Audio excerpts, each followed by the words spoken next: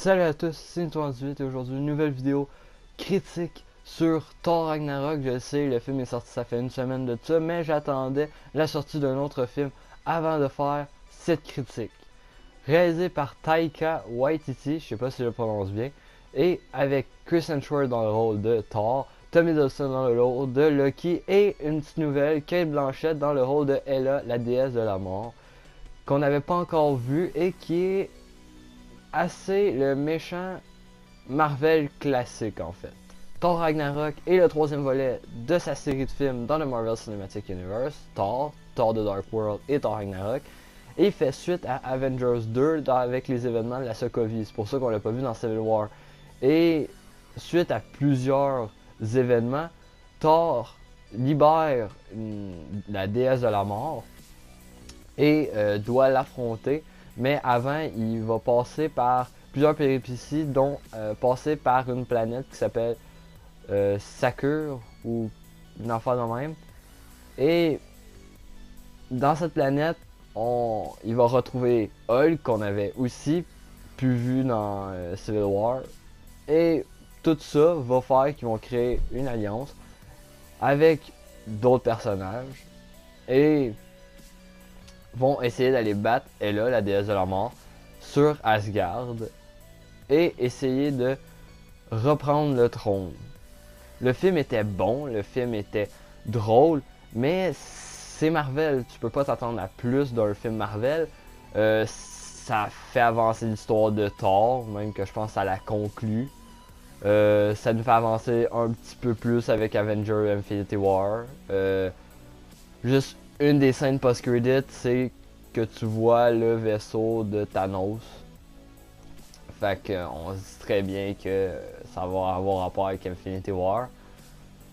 Et c'est ça, c'est un film Marvel classique. La méchante veut dominer Asgard parce que truc de méchant. Puis Thor veut essayer de la libérer, mais avant il va essayer de libérer Asgard, hein, pas elle. Il va essayer de libérer Asgard, mais avant il va passer par Sankar, je me souviens plus, une autre planète random de l'univers Marvel qu'on ne verra plus jamais après. Même si j'aime bien la touche artistique dans celle-là, qui détruit un peu tous les codes qu'ils ont fait depuis le 1 et juste la planète, Sankar, est juste magnifique, c'est coloré, c'est beau. Même qu'ils ont peut-être un peu trop abusé ses effets spéciaux, mais sinon le film tient bien la route, puis la planète est belle, genre pareil, genre ça rentre dans l'univers Marvel, tu sais, même si on commence ça devient n'importe quoi Marvel, là, sérieux. J'ai juste hâte qu'Infinity War arrive pour que qu'on recommence un peu à zéro, parce que sérieux, les stand-alone Marvel, je suis plus vraiment capable, là. Le prochain c'est Black Panther, je suis même pas sûr que je vais faire une critique dessus ou je vais vous en parler sérieux, parce que Black Panther c'est pas celui que je tiens le plus dans mon cœur. Mais là on est avec Thor, fait que niveau Thor, Thor fait des bonnes jokes. Et là, méchant générique Marvel, et oui elle fait des jokes mais c'est pas forcément drôle, puis la seule affaire qu'elle veut c'est dominer Asgard, c'est pas ils vont pas partir dans 4000 chemins. Loki est le meilleur personnage du film. c'est le plus drôle, c'est le plus attachant, mais Loki c'est le meilleur personnage de tout l'univers de Thor. Là. Thor à comparer de Loki, c'est une petite merde. Là. Ça va être ça. Il devrait faire un film Loki. Mais c'est parce que Marvel sont pas comme DC. DC, eux autres, qui font des films, c'est méchant. Ça a pas forcément bien marché. Mais c'est ça, ils font des films, c'est méchant, puis Marvel, non, eux autres, ils aiment mieux se concentrer juste sur les super-héros, puis essayer de faire du build-up sur un truc qu'on sait déjà depuis le début, puis qui aurait dû exister depuis le début. Mais c'est ça, c'est Marvel, tu sais, qu'est-ce qu'on... Plus que j'ai l'impression que plus les films avancent, plus que c'est juste des films de comédie.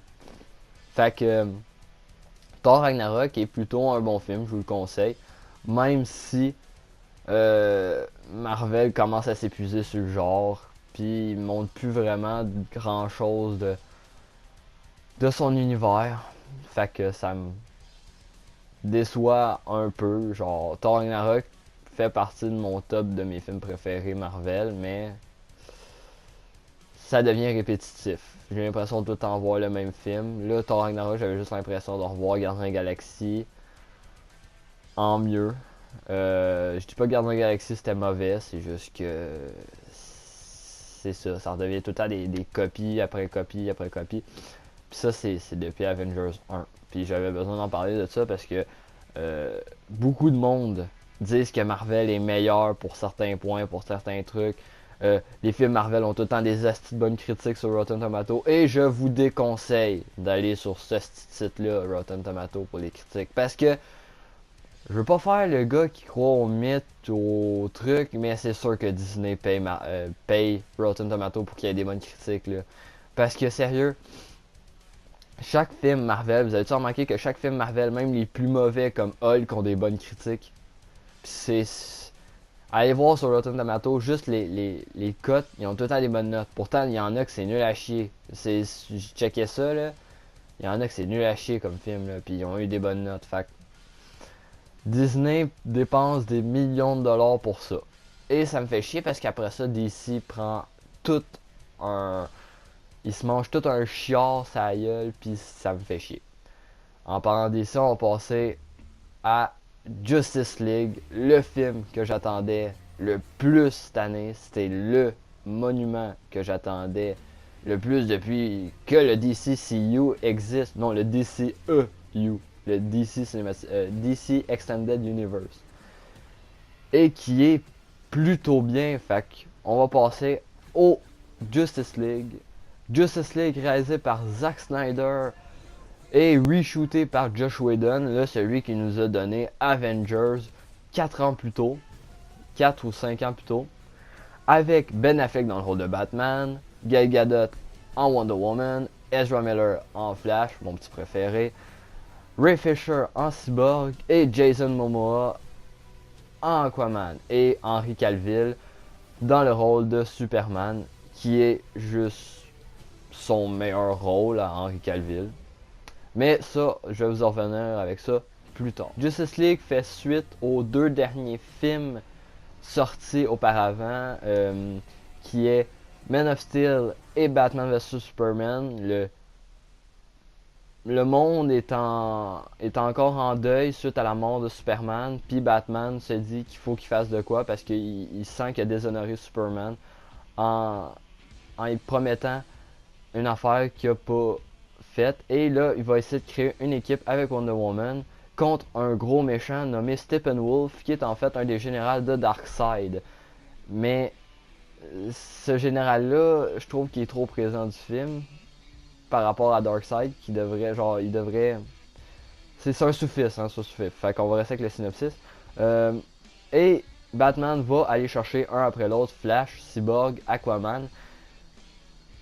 Et va faire, ok, c'est un spoil en même temps de pas l'être. Il va faire revenir Superman. C'est ça. Et c'est à peu près ça le synopsis. C'est un film c'est un film de super-héros classique. Fait qu'on va passer à mon avis dessus. Justice League est juste le meilleur film du DCCU. C'est le meilleur film de tout l'univers. À côté de ça, Marvel font des gros films de marde. Je suis un DC fanboy. Je sais pas si ça paraît assez. Juste regardez mon décor, regardez mon chandail. Je suis un fanboy de tout l'univers DC. C'est juste exponentiel comment j'aime l'univers. Et là, je suis en train de juste surcoter DC. J'ai jamais compris pourquoi Suicide Squad avait été mal coté. J'ai jamais compris pourquoi BVS avait été mal coté. J'ai jamais compris pourquoi Man of Steel avait été mal coté, même si c'était pas mon préféré. Et juste Justice League, juste le voir se faire batcher de même, j'ai le goût de péter une coche parce que c'est un bon film. Vous êtes en train de dire que Justice League est trop simple, mais il fait la même affaire que Avengers. Puis Avengers, vous l'avez bien coté. Fait que je sais pas pourquoi. Ça divise vraiment. Les films d'ici, c'est les films qui divisent le plus en ce moment au cinéma. Et pourtant, il y en a certains que c'est des bons films. Suicide Squad, je vois pas pourquoi tout le monde le batch. Parce que moi, je l'ai trouvé très bon. Ok, c'est peut-être juste mon avis, mais je l'ai trouvé très bon, moi, Suicide Squad. Et j'en suis même un fanboy. Genre, c'est rare que je sois un fanboy pour de quoi. Mais d'ici, c'est Suicide Squad, je vais le défendre jusqu'à ma mort. Justice League, s'il se fait autant batcher, je vais continuer à le défendre. Je vais encourager le monde à aller le voir parce que ce film-là vaut la peine d'aller le voir. Ray Fisher m'a fait aimer Cyborg. Je pensais jamais aimer Cyborg parce que le personnage, habituellement, je le trouve trop. La Justice League, c'est trop, il est trop sérieux. Dans celle-là, il l'est, mais il est attachant. Et j'aurais jamais pensé aimer Cyborg. Puis on le voit quand même assez longtemps et j'ai hâte de voir son film. Pourtant, j'aurais jamais imaginé dire ça. Aquaman est fantastique. Jason Momoa est fait pour jouer Aquaman. J'ai jamais vu personne d'autre jouer autant Ok, j'avoue que Aquaman, c'est pas le personnage que j'attendais le plus non plus. Puis Jason Momoa me l'a fait aimer. Je suis pas. Ok. J'ai pas découvert Jason Momoa comme le monde l'ont découvert dans Game of Thrones. Moi, je l'ai découvert avec Justice League. Fait que c'est hot. Ezra Miller, c'est Flash. C'est le Flash. Grant Gustin, à côté de ça, peut aller se rhabiller là, avec son petit flash dépressif. Là, parce que Ezra Miller is the Flash. C'est le Facet Man Alive. Ok, oui, c'est un jeune Flash. Fait que le monde sont comme ah ouais, mais là, c'est pas le vrai Flash. Non, non, c'est un jeune Flash. C'est un jeune Barry Allen qui est pas encore criminologue. Oui, c'est ça, criminologue. Qui est pas encore scientifique dans les trucs de police. C'est un jeune Barry Allen. Fait que son père a été interné, ça fait un petit bout. Fait que lui, il essaie de se trouver un job parce que son père, il veut essayer de le faire libérer. Ok, vous connaissez l'histoire de Flash, là, j'ai pas besoin de vous l'expliquer. Mais pareil, c'est le meilleur personnage, c'est celui qui fait le plus de jokes, c'est celui le plus drôle. Maintenant, on va passer à Ben Affleck. Ah, Ben Affleck, j'espère qu'il va rester dans le DC EU. J'espère qu'il va continuer, j'espère qu'il va faire le prochain Batman. Parce que là, j'ai entendu dire que Jake Gyllenhaal était pressenti pour jouer un prochain Batman au cas où que Ben Affleck foutrait le camp de cet univers-là. Et j'espère juste pas que ça l'arrive. J'espère que ça va être. J'espère que Batman va rester et que ça sera pas un autre acteur qui va le jouer. Ça serait trop poche, ça serait assez nul que ça change là, parce que Ben Affleck est parfait pour le rôle. Il a la carrure. Il est Ben Affleck. Il est Bruce Wayne. Il est Batman, il est Bruce Wayne, on dirait les Batman Arkham, quand on le voit tout le temps, les combats, on dirait Batman Arkham, de la manière qu'il enquête, on dirait Batman Arkham, puis en plus, moi, ça me conquis, parce que Batman Arkham, c'est mon jeu préféré de tout l'univers. Je les ai finis une vingtaine de fois, fait que moi, voir une adaptation au grand écran d'une sorte de Batman Arkham, ça me conquis totalement. Aquaman, j'en ai pas parlé assez. Aquaman est bon. Il est parfait. Comme je disais plus tôt, il est fait pour jouer Aquaman.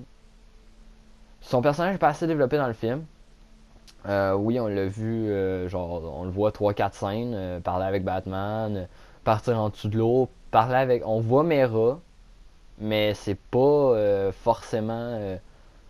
On la voit pas beaucoup. Pourtant, dans les annonces, on la voyait quand même assez beaucoup. Fait que J'espère qu'il va y avoir une extended cut, parce que sinon ça serait plate. Une vraie version de 3 heures, comme il avait fait avec Batman vs Superman, qui nous rajoute des bouts, qui expliquent. Euh, ah, il y a... Ah oui, Wonder Woman. Je vais pas développer vraiment sur Wonder Woman, parce que Wonder Woman, on la voit. On a vu un film complet sur elle. Fait on sait qui qu'elle est. Puis c'est ça, on a vu un film complet sur elle. Fait qu'à quoi ça sert que je vous en parle plus? Et Superman, qu'on voit 2, 3 scènes. Mais Superman aussi a eu un film sur lui. Et ça sert un peu à rien d'en parler. Fait que je vais parler aussi de 2 scènes en particulier, qui est la deuxième scène post-générique et une scène qu'on voit où Wonder Woman explique de quoi. Cette scène-là, la scène où Wonder Woman explique de quoi, j'ai juste crié dans la salle quand j'ai vu ça. On voit une bataille avec les Atlantes, les Amazones et les humains. Ce bataille-là me faisait penser beaucoup au Seigneur des Anneaux. Je sais pas pourquoi. Puis à la fin, il donne les boîtes mères, les trucs qui feraient transformer la Terre en Apocalypse, j'ai tout le temps la misère à le dire, mais la planète de Darkseid. Et ce bout-là ressemble beaucoup au Seigneur des Anneaux. Et on voit 2 races que quand j'ai vu, j'étais comme, au moins il existe dans l'univers DCCU. Et ça me fait, désolé pour le mot, bandé. Green Lantern, on le voit, on voit les Green Lanterns. Et c'est pas une version. Le monde déteste la version de Ryan Reynolds, même si moi, je l'ai trouvé plutôt correct comme adaptation, celle de Ryan Reynolds. Mais on voit les Green Lanterns dans Justice League et c'est hot. Puis le deuxième personnage qu'on voit, c'est Shazam. Bon, je me suis assassiné avec. Genre, j'ai été voir sur internet et plusieurs personnes disent que c'est Shazam. Même si d'autres personnes disent que c'est Zeus. Fait ça se peut que ça soit Zeus, mais moi je dis plus que c'est Shazam. Ou un des pouvoirs de Shazam, parce qu'il ressemblait vraiment à Shazam. Et c'est ça. Les 2 scènes que je voulais vous parler. Non, la première scène que je voulais vous parler. La deuxième, la scène pas générique. La deuxième scène pas générique. Où on voit la prison. On voit Lex Luthor s'échapper de la prison. On le voit pas, mais on le sait qu'il s'est échappé. Et on voit Lex Luthor qui s'est calmé depuis Batman vs Superman, qui est rendu plus calme, assis sur sa chaise à vouloir essayer de détruire Superman et va construire. Il parle de construire une ligue. Je sais pas trop de quoi il parle parce que j'ai été faire des recherches et j'ai pas trop compris de quoi il parlait. Et il va faire une ligue avec Deathstroke. On voit Deathstroke dans le film. Il est juste trop hot. J'aille ça utiliser ce mot-là, mais badass. Il est juste badass. Il ôte son masque, tu vois juste qu'il a son cache-œil. Puis il est juste fou. Joe Manganiello, je pense que c'est ça. Désolé de la prononciation. Est juste parfait pour Deathstroke, il est juste parfait pour Slade Wilson. Ils ont teindu la barbe en blanc avec les cheveux blancs, fait que c'est juste magnifique là, comme scène pas générique. Et ça, j'aimerais ça voir ça plus souvent, des teasers de méchants de même. Et Lex Luthor le fait qu'il soit rendu plus calme me donne la confiance pour les prochains films qui s'en viennent. Et qu'on va peut-être pouvoir voir des vrais films de comics, pas comme Marvel qui essaye de faire tu sais, j'ai ça batcher Marvel de même, mais il essaie de faire des films réalistes. Marvel essaie de faire des films réalistes et qui commencent à partir dans tous les sens leurs méchants, on dirait qu'ils arrivent, genre, c'est direct quand ils ont besoin d'un méchant, le méchant y arrive. Puis ça me fait chier. Lex Luthor, il est introduit. Deathstroke, on vient de l'introduire, fait que c'est hot. Sauf que si Deathstroke c'est le méchant de Batman, le film, genre Batman, le film qui s'en vient, j'espère que ça sera pas. J'espère que ça sera pas lui le méchant parce que ça me ferait vraiment chier. Fait que c'était à peu près toutes les 2 scènes que je voulais vous parler. Puis c'est à peu près juste ça que je voulais vous parler du film. Le film est très bon. Je vais vous donner une note des 2 films parce que j'ai oublié de le faire pour Thor. Thor, je lui mettrais 7 sur 10 parce que ça devient vraiment redondant. Puis Justice League 10 sur 10. Allez le voir. Allez le voir une centaine de fois. Il vaut la peine. Fait que je vais vous dire salut à tous, à la prochaine, c'est une 3-18.